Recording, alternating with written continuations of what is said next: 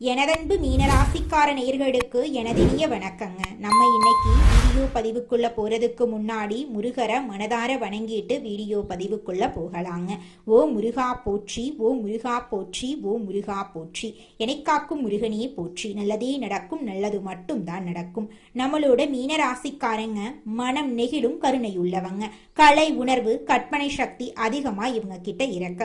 மற்றவர்களின் உணர்ச்சிகளை எளிதில் புரிந்து கொள்ளக்கூடிய தன்மை இவங்க கிட்ட இருக்கு. சில நேரங்கள்ல கனவுலகத்துல மூழ்கி இருப்பாங்க, ஆனா இதயத்தால வாழ்வாங்க. இவங்கள பொறுத்த வரைக்கும் தன்னோட வாழ்க்கையில எவ்வளவு பிரச்சனை வந்தாலும் அதை பத்தி துளி கூட கவலைப்பட மாட்டாங்க. ஆனா நெருங்கிய உறவின் வாழ்க்கையில ஒரு பிரச்சனை வருதுன்னு வச்சுக்கங்க, ஓடி போய் உதவி செய்யக்கூடியவங்களா இவங்க இருப்பாங்க. மீனம் ராசிக்கார நேயர்களுக்கு உங்க வாழ்க்கையில நீங்க இதுவரைக்கும் பார்த்திராத ஒரு மிகப்பெரிய திருப்புமுனை அரங்கேற போகுதுங்க. மங்களகரமான பராப வருட தமிழ் புத்தாண்டு பிறக்கும் நன்னாளான ஏப்ரல் 14, 15 மற்றும் 16 ஆகிய தேதிகள் சாதாரண நாட்கள் கிடையாதுங்க. உங்க தலை எழுத்தையே மாற்றப்போகும் சக்தி வாய்ந்த நாட்களுங்க. ஆனா அதே சமயம் உங்களுக்கு ஒரு மிகப்பெரிய ஆபத்து உங்க வாசல்லையே காத்துக்கிட்டு இருக்குதுங்க. அந்த 4 நபர்கள் யாரு, நீங்க ஏன் உஷாரா இருக்கணும், அப்படி என்ன நடக்க போகுது என்பதை நமது இந்த சிறப்பு தொகுப்புல முழுமையா பார்த்து தெரிஞ்சுக்கலாங்க. இந்த காணொளிய ஒரு நொடி கூட தவிர்க்காம முழுமையா பாருங்க. ஏன்னா நீங்க செய்யும் ஒரு சிறு தவறு உங்களை தேடி வரும் அந்த மாபெரும் பொற்காலத்தை தவிடுபொடி ஆக்கிருங்க.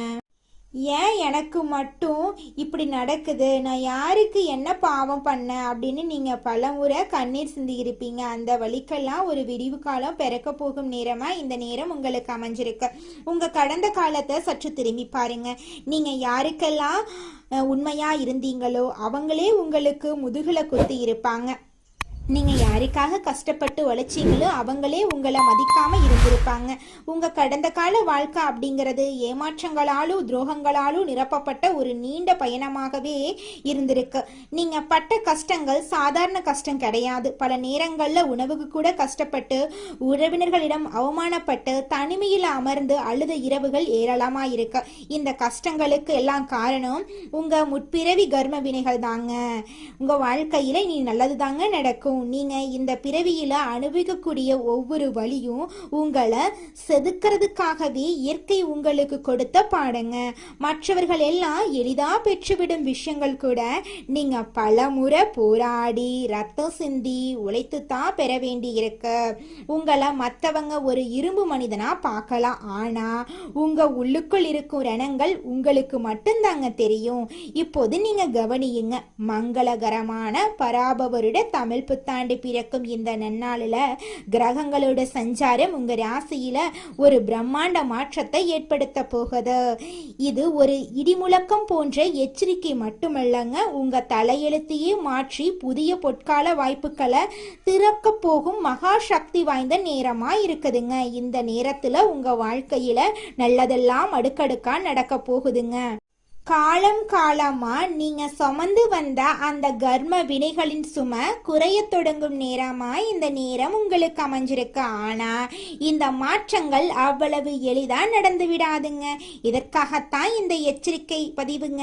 ஏப்ரல் 14, 15, 16 ஆகிய இந்த 3 நாட்களும் உங்க வாழ்க்கையில மிக மிக முக்கியங்க. ஏன் இந்த 3 நாட்கள் அப்படின்னா, இந்த நாட்கள்ல பிரபஞ்ச ஆற்றல் உங்க ராசியை நோக்கி மிக தீவிரமா பாயுது. இந்த நேரத்துல நீங்க செய்யும் ஒரு சிறிய தவறு கூட உங்க முன்னேற்றத்தை தடுத்துருங்க. அதே சமயம் நீங்க எடுக்கும் ஒரு சரியான முடிவு அடுத்த 10 ஆண்டுக்கான உங்க வாழ்வாதாரத்தை உறுதி செய்யுங்க. உங்க கடந்த காலத்துல நீங்க இழந்த சொத்துக்கள், இழந்த கௌரவம், கைவிட்டு போன உறவுகள் என அனைத்தையும் மீட்டெடுக்கிறதுக்கான ஒரு நுழைவு வாயிலாக இந்த 3 நாட்கள் அமைய போகுதுங்க. நீங்க இத்தனை காலம் பட்ட கஷ்டங்கள் வீண் போகல, அது உங்களுக்கு ஒரு முதிர்ச்சியை தந்திருக்கு. அந்த முதிர்ச்சியை கொண்டு இந்த 3 நாட்கள் நாட்களை நீங்க எப்படி கையாள போறீங்க என்பதுல தான் உங்க வெற்றியே இருக்குதுங்க. கொஞ்சம் எச்சரிக்கையா நடந்துக்கோங்க. உங்க வாழ்வின் முன்னேற்றத்தை தடுத்து உங்களை மீண்டும் அந்த பழைய கஷ்டங்களுக்குள் தள்ள காத்துக்கிட்டு இருக்காங்க நிறைய பேர். அந்த 5 வகையான மனிதர்கள் யார் யாரு, அவங்களை எப்படி இந்த ஏப்ரல் 14, 15, 16 தேதிகள்ல அடையாளம் கண்டு நீங்க விலகி இருக்கணும் அப்படிங்கிறத நம்ம தெளிவா தெரிஞ்சுக்கலாங்க. முதலாவதாக, உங்க உழைப்பையும் பணத்தையும் சுரண்ட காத்திருக்கக்கூடிய பேராசைக்காரர்கள். இவங்க உங்களை அணுகும் விதம் மிக தந்திரமா இருக்கும். உங்ககிட்ட பேசி நல்லா நடந்துக்குவாங்க. உங்க வாழ்க்கையில் இருக்கக்கூடிய அனைத்து விஷயங்களையும் தெரிஞ்சுக்குவாங்க. உங்க கையிலேயே 10 ரூபாய் இருந்தா அதை 5 பேருக்கு பகிர்ந்து கொடுக்க வேண்டும் என்று நினைப்பவர்கள். உங்கள் இந்த மென்மையான குணத்தை தான் இவங்க முதலீடா பயன்படுத்துறாங்க. இந்த புத்தாண்டு நாட்கள்ல உங்க முன்னேற்றத்தை கண்டு பொறுக்க முடியாம ஒரு பெரிய முதலீடு அல்லது கைமாற்றாக பணம் கேட்டு உங்களை யாராவது நெருங்கலாம். இத செய்தா கோடி கோடியா பணம் வரும் என்று ஆசை வார்த்தை கூறுவாங்க. ஆனா நல்லா கவனியுங்க, அவங்க சொல்றது அனைத்தும் உங்க உழைப்பை திருறதுக்கான ஒரு நாடகம்தான். உங்க ரத்தம் சிந்தி உழைத்த பணத்தை மிக எளிதாக உங்ககிட்ட இருந்து பறிக்க துடிக்கும் இவங்க கிட்ட இருந்து நீங்க கவனமா இருங்க. இந்த 3 நாட்களும் நீங்க இல்லை என்று சொல்ல பழகணுங்க. அவங்க உங்க உறவினராகவோ அல்லது மிக நெருங்கிய நண்பராகவோ கூட இருக்கலாம். ஆனா பண விஷயத்துல நீங்க இந்த நாட்கள்ல காட்டும் சின்ன சின்ன இரக்கம் உங்க பல வருட உழைப்ப சாம்பலாக்கிருங்க. இரண்டாவதா, உங்களை ஏமாற்றி தவறான பாதையில வழி நடத்தக்கூடியவங்க. இவங்க பார்க்க மிக நல்லவங்களா இருப்பாங்க. உங்களை விட உங்களுக்கு நல்லது நினைப்பவர்கள் போல பேசுவாங்க. நீ ஏன் இப்படி கஷ்டப்படுற, நான் சொல்லியபடி கேளு, ஒரே நாள்ல எல்லாம் மாறிடும் அப்படின்னு உங்களை ஒரு குறுக்கு வழியில இழுத்து செல்வாங்க. அதனால கொஞ்சம் நீங்க எச்சரிக்கையா இருந்துக்கோங்க. உங்களுக்கு நேர்மையான குணம் இருக்கு. ஆனா சில நேரங்கள்ல வாழ்க்கையில ஏற்படக்கூடிய விரக்தியில் இது போன்ற தவறான வழிகளை நீங்க தேர்ந்தெடுக்க உங்க மனசுக்கு தோணும். இந்த ஏப்ரல் 14 முதல் 16 வரை கிரகங்கள் உங்க புத்திய தடுமாறச் செய்யும் நேரத்துல இவங்க உங்க வாழ்க்கையில நுழைய பார்ப்பாங்க. சட்டத்துக்கு புறம்பான காரியங்களிலோ அல்லது தர்மத்துக்கு எதிரான செயல்களிலோ எதுவாக இருந்தாலும் இவங்களின் பேச்சை கேட்டு நீங்க அடியெடுத்து வச்சா அது உங்களை ஒரு மீள முடியாத படுகுழியில தள்ளிருங்க. இவங்களின் இனிமையான பேச்சுக்களுக்கு பின்னால ஒரு விஷம் இருக்கு அப்படிங்கிறத நீங்க உணரணுங்க. மூன்றாவதா, உங்களுக்கு பின்னால நின்று சதி செய்யக்கூடியவங்க. இவங்க உங்க முன்னால சிரித்து பேசுவாங்க, உங்களை புகழ்ந்து தள்ளுவாங்க. ஆனா நீங்க முதுக காட்டிய மறு நிமிஷம் உங்களை பத்தி அவதூறுகளை பரப்புவாங்க. நீங்க புரிஞ்சு நடந்துக்கோங்க. அப்பத்தாங்க உங்களால வாழ்க்கையில ஜெயிக்க முடியும். உங்களை பத்தி தவறாக பேசுவதை கேட்டு நீங்க பலமுறை நொந்து போயிருப்பீங்க. இந்த புத்தாண்டு திருநாளில் இவங்க ஒரு பெரிய சதி திட்டத்தை தீட்டி கொண்டிருப்பாங்க. உங்கள் அலுவலகத்திலோ அல்லது குடும்பத்திலோ உங்களை ஒரு குற்றவாளிகளா சுத்தரிக்க இவங்க முயற்சிப்பாங்க. இந்த நாட்கள்ல நீங்க யாரிடமும் உங்கள் ரகசியங்களை பகிர்ந்து கொள்ளக்கூடாதுங்க. உங்க மௌனம்தான் இவர்களுக்கான மிகப்பெரிய தண்டனையா இருக்கணுங்க. அவங்க என்ன பேசினாலும் எதை பரப்புனாலும் அமைதியா இருங்க. காலம் அவங்களுக்கு பதில் சொல்லுங்க. நான்காவதா இருக்கக்கூடியவங்க உங்களை பயன்படுத்தி கொண்டு தூக்கி எறியும் சுயநலவாதிகளுங்க. இவங்க கிட்டையும் நீங்க கொஞ்சம் ஜாக்கிரதையா இருந்துக்கோங்க. அப்பத்தாங்க உங்களால வாழ்க்கையில ஜெயிக்க முடியும். ஐந்தாவதா இருக்கக்கூடியவங்க மிக முக்கியமா உங்களை கோவப்படுத்தி தவறான முடிவுகள் எடுத்து வைக்கக்கூடியவங்க. இவங்க கிட்டையும் நீங்க ஜாக்கிரதையா இருந்துக்கோங்க. இந்த ஏப்ரல் 14, 15, 16 தேதிகள்ல நீங்க மௌனமா இருந்தீங்கன்னா நிச்சயமா உங்க வாழ்க்கையில பிரச்சனை வர்றதுக்கு வாய்ப்பே கிடையாதுங்க. எச்சரிக்கையா இருங்க. நல்லதே நடக்கும். நல்லது மட்டும்தாங்க நடக்கும். ஒரு அடர்ந்த காட்டின் ஓரத்துல ஒரு அமைதியான கிராமம் இருந்துச்சுங்க. அந்த கிராமத்துல கதிரவன் அப்படிங்கிற ஒரு இளைஞன் வாழ்ந்து வந்தான். அவன் கும்பராசியில பிறந்தவன். மற்றவங்களுக்கு உதவுறதுல எதையும் நேர்மையா செய்யறதுலையும் அவனுக்கு நிகர் அவனாதான் இருப்பான். ஆனா அவனது கடந்த காலம் அப்படிங்கிறது கண்ணீரால எழுதப்பட்ட ஒரு காவியமா இருந்துச்சு. அவன் கஷ்டப்பட்டு சேர்த்த சின்னஞ்சிறு சேமிப்புகள் அவன் நம்பிய உறவுகளாலேயே பல முறை பறிக்கப்பட்டுச்சு. பல இரவுகள் நாட்கள் அவன் பசியோடு படுத்திருந்தான். ஆனா அடுத்த நாள் காலையில மீண்டும் மற்றவங்களுக்கு உதவ அவன் கை நீளும். ஒரு நாள் அந்த கிராமத்துக்கு ஒரு முனிவர் வந்தாரு. அந்த கதிரவன் கிட்ட கஷ்டத்தை கண்டாரு. மகனே, பராப வருட தமிழ் புத்தாண்டு பிறக்கக்கூடிய ஏப்ரல் 14, 15, 16 ஆகிய 3 நாட்கள் உன் வாழ்க்கைய மாற்றப்போகும் நாட்களாயிருக்கு. இந்த நாட்கள்ல நீ மிகவும் விழிப்புணர்வோட இருக்கணும்.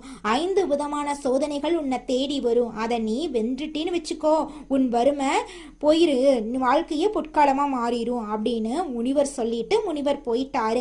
ஏப்ரல் 14ஆம் தேதி அதிகாலை கதிரவனை தேடி ஒருவன் வந்தான். அவன் அந்த கிராமத்தின் பெரும் செல்வந்தன் போல தோற்றமளித்தான். கதிரவா, என்னிடம் ஒரு ரகசிய புதியல் வரைபடம் இருக்கு. நீ மட்டும் உன் கையில இருக்கக்கூடிய அந்த சிறிய நிலத்தை விற்று என்னிடம் கொடுத்தா நம்ம இருவரும் சேர்ந்து கோடிக்கணக்கில் சம்பாதிக்கலாம் அப்படின்னு சொன்னான். கதிரவன் யோசிச்சான், இதுதான் பேராசைக்காரர்களின் முதல் சோதனை அப்படின்னு அவன் மௌனமா இருந்தான்.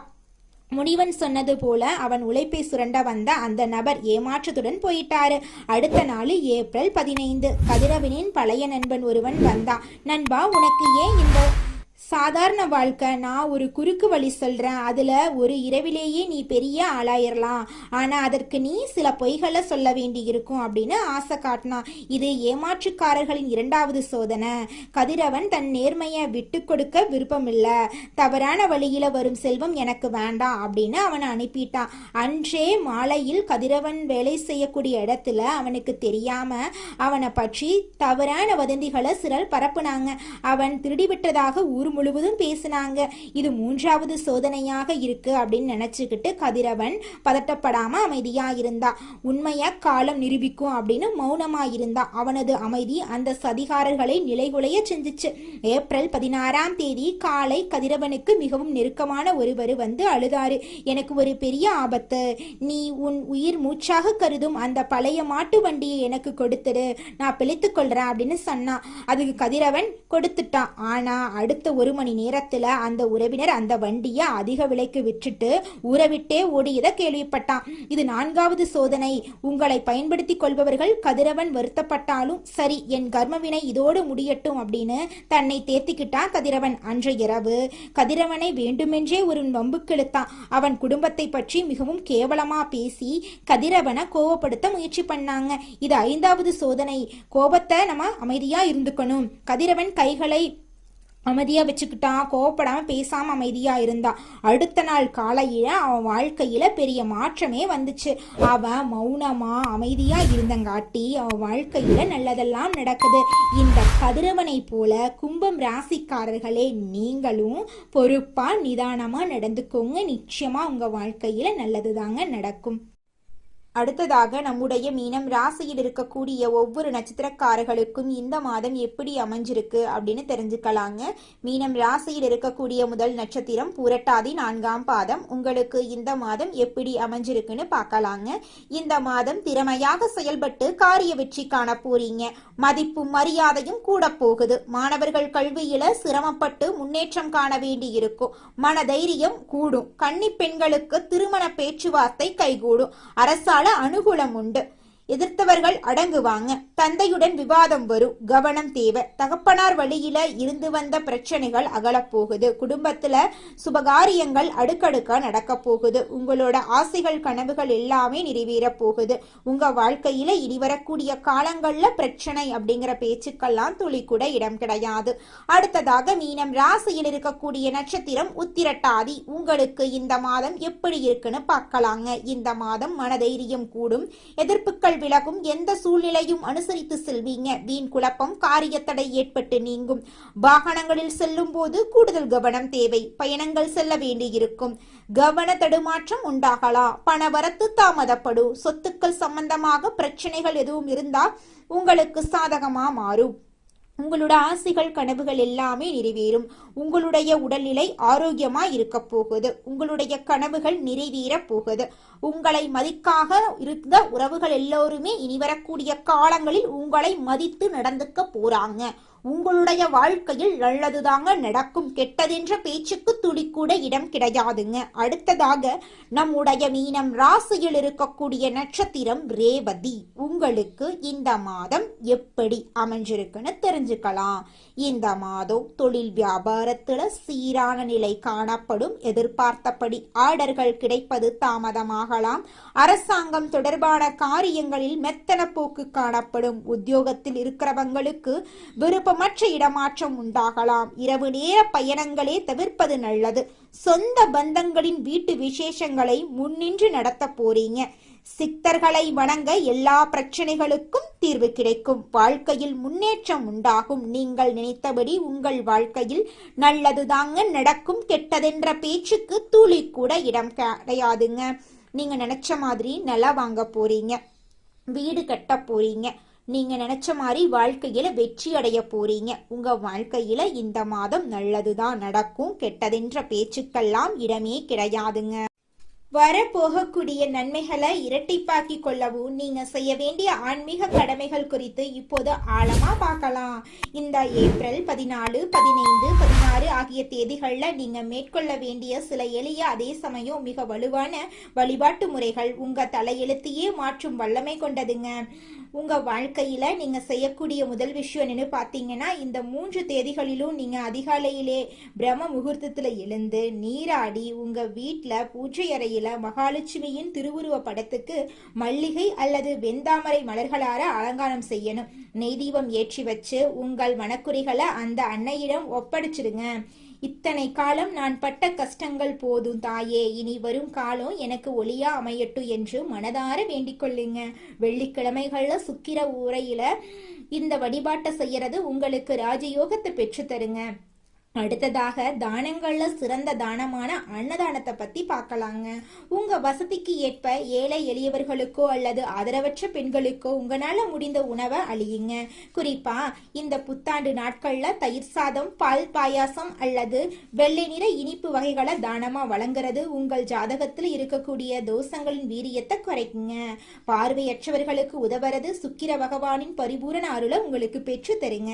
இந்த 3 நாட்களும் நீங்க வெள்ளை அல்லது சந்தன நிற ஆடைகளை அணிகிறது உங்களுக்கு ஒரு கூடுதல் பலத்தை தருங்க. இது உங்களை சுற்றி ஒரு தெய்வீக பாதுகாப்பு கவசத்தை உருவாக்கி எதிர்மறை எண்ணங்கள்ல இருந்து உங்களை நிச்சயமா பாதுகாக்குங்க. இந்த நாட்கள்ல நீங்க எடுக்கும் ஒவ்வொரு முடிவும் உங்க எதிர்காலத்தை நிர்ணயிக்கும். அப்படிங்கறதால எந்த ஒரு காரியத்தையும் அவசரத்துல செய்யாதீங்க. யாரிடமும் வாக்குவாதம் செய்யாதீங்க. உங்கள் மௌனம்தான் இந்த 3 நாட்கள்ல உங்கள் மிகப்பெரிய வலிமையா இருக்கணுங்க. உங்க வெற்றி கனிகள் கனிந்து உங்க கைக்கு வரும் வர அதை மறைத்தே வச்சிருங்க. நீங்க செய்யும் இந்த எளிய ஆனா வலுவான பரிகாரங்கள் உங்க பாதையில் இருக்கக்கூடிய முட்களை அகற்றி மலர் பாதையா மாத்திருங்க.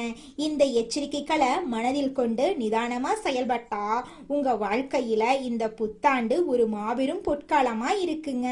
நிச்சயமா உங்களுடைய ஆசைகள் கனவுகள் எல்லாமே இந்த காலகட்டத்துல நிறைவேறிய தீருங்க. அதுல துளி கூட மாற்றமே கிடையாதுங்க.